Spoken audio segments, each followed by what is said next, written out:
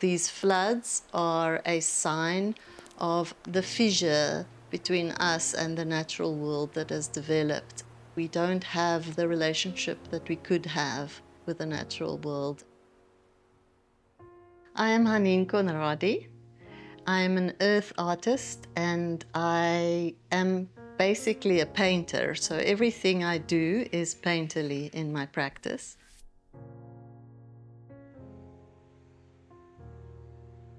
Many years ago, I started working with a river on my grandmother's farm and started looking at water and working with river clay, the specific yellow river clay that comes from that farm. And I've been working with it for the last 12 years. In 2023, I became aware of the flood in Malawi because someone that I know was actually there and disappeared for 4 days. And there were mudslides and many people passed away.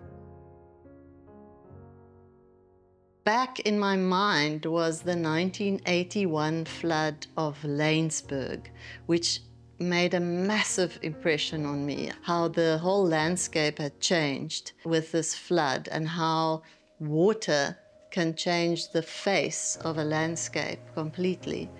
And there's a beauty to it and a fascination to it, but also a horror to it.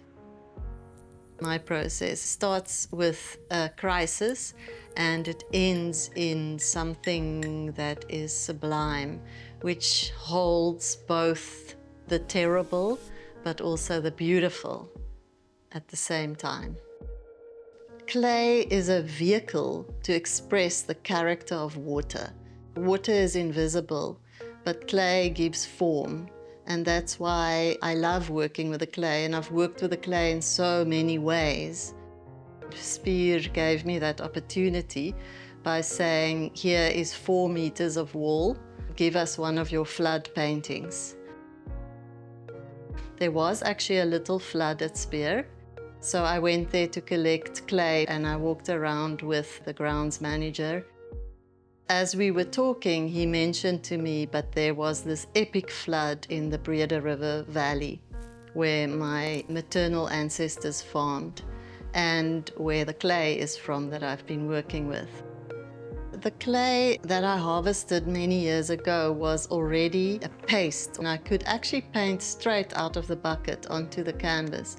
Whereas this time when we got there, where the puddles were, it was covered in algae. But I know when this clay dries, it is very powdery. And I was also looking for bits of clay that had white chalk in it. We bring it back to the studio and I leave it in the sun so it gets completely dry. And then it gets pounded, and then it gets ground, and then it gets sifted a few times. I then mix it with water and a binder so that I can apply it to the canvas as a paint.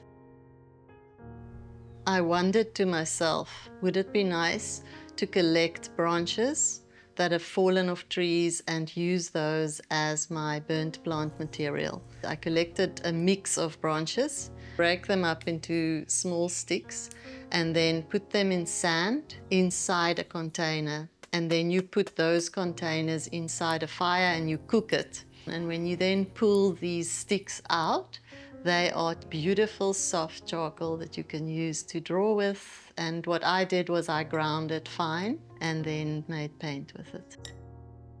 It really is a dance with the clay because the clay resists and it doesn't apply evenly. So I have to work with it to become smooth. And then when I start painting in the burnt plant material, the plowed fields and the mountains and so on, when I then apply the clay over that, it does feel like I'm part of the flooding. What I hope that my artwork will invoke in people is simply for them to ponder their relationship with the natural world, that they also reflect on their own special places, on their own relationship with the natural world.